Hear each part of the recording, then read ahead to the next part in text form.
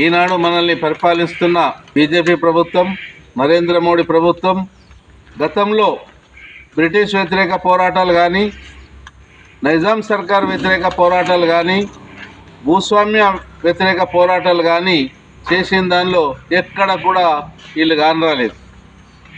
కారణం, బ్రిటిష్ వాళ్ళతో గమ్మత్తుగా మంచిగా ఉంటే జీతాలు ఇస్తారు, పెన్షన్లు ఇస్తారని నమ్మి ఆ రకమైనటువంటి వాటిలలో పాల్గొన్నటువంటి వాళ్ళు ఇవాళ మనకు కొన్ని రకాలైనటువంటి ఆలోచనలను రేపి మనకున్నటువంటి కొన్ని నమ్మకాల మీద వాళ్ళు పనిచేస్తూ ఇలా కేంద్రంలో అధికారానికి వచ్చిండ్రు.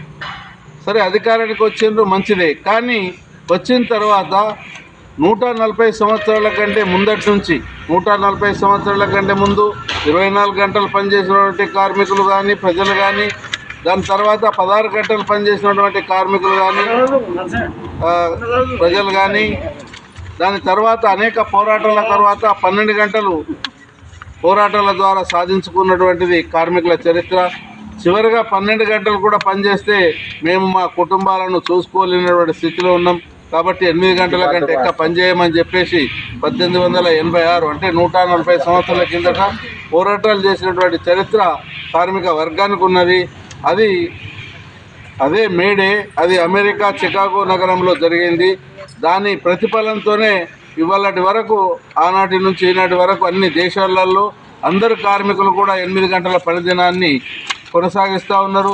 కానీ ఇవాళ నరేంద్ర మోడీ ప్రభుత్వం ఈ చట్టాలలో రకరకాల మార్పులు తీసుకొచ్చేసి తాను పెరిగి పుట్టినటువంటి గుజరాతుల్ని ఒక 2-3 కంపెనీలలో 10 గంటలు పనిచేయాలని, 12 గంటలు పనిచేయాలని చెప్పేసి అగ్రిమెంట్లు చేస్తున్నటువంటి పరిస్థితి. మరి ఇది ఎవరి కోసం పనిచేస్తున్నాము అంటే పెట్టుబడిదారులకు పనిచేస్తున్నావా, లేకపోతే కార్మిక వర్గానికి లాభం చేస్తున్నావా, లేకపోతే అదానీ అంబానీని ఇంకా కోటేశ్వరుడిగా ప్రపంచంలోనే అతి గొప్ప ధనవంతుడిగా చేయడానికి ప్రయత్నం చేస్తున్నావా నరేంద్ర మోడీ? నువ్వు ఏవైతే 29 చట్టాలను 4 కోట్లుగా మార్చినవో వీటిని వెంటనే ఆపేసుకోవాలా. ఇప్పటికే 6 సంవత్సరాల నుంచి కార్మికులు కొట్లాడి ఆపేసినటువంటి చరిత్ర ఉన్నది. ఇవాళ నువ్వు మోటుగా 20 తారీఖు నుంచి అమల్లోకి తీసుకురావడానికి ఖచ్చితంగా అమలు చేస్తామని చెప్పేసి ఇవన్నిటిని నువ్వు అమలు చేయబోతున్నావు.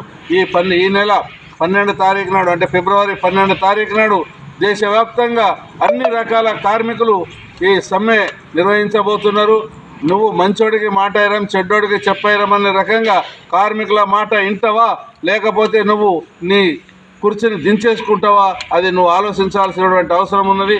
అందుకొరకు TUCI ఆధ్వర్యంలో, భారతదేశంలో ఉన్నటువంటి అన్ని జాతీయ కార్మిక సంఘాల ఆధ్వర్యంలో తెలంగాణ ప్రగతిశీల బీడీ వర్కర్స్ యూనియన్ తరఫున మీ ప్రభుత్వానికి తెలియజేస్తున్నాం. వెంటనే ఈ 4 కోర్సును విరమించుకొని ఉన్నటువంటి చట్టాలలో మంచి చెడు ఏదైనా ఉంటే మార్పుల చేర్పుల కొరకు ఆలోచించాలి, కానీ చెడు ఉంటే చేయాలి, కానీ వాటిని సవరించుకోకుండా నాడు బ్రిటిష్ వాడు 1926లో ఆయన కార్మికులు పడుతున్నటువంటి బాధను చూడలేక కార్మికులు యూనియన్లు ఏర్పాటు చేసుకోమని చెప్పేసి పెడితే వాటిని కూడా నువ్వు మార్చినావు. బ్రిటిష్ వాడు చేసినటువంటి వాటిని కూడా మార్చినటువంటి చరిత్ర నీకున్నది. కాబట్టి నీ చరిత్రను ఖరాబ్ చేసుకోకుండా ఇప్పటికైనా అన్ని రకాలు ఆలోచించుకొని కార్మికులకు లాభమయ్యే రకంగా, నీ కుర్చీని కాపాడుకునే రకంగా నరేంద్ర మోడీ ఉండాలని చెప్పేసి ఈ సందర్భంగా తెలియజేస్తున్నాం. లేదంటే రేపు జరగబోయే పోరాటాలలో నీ చరిత్ర అంతా బయటకు వస్తుందని చెప్పేసి తెలంగాణ ప్రగతిశీల బీడీ వర్కర్స్ యూనియన్ TUCI ఆధ్వర్యంలో తెలియజేస్తున్నాం.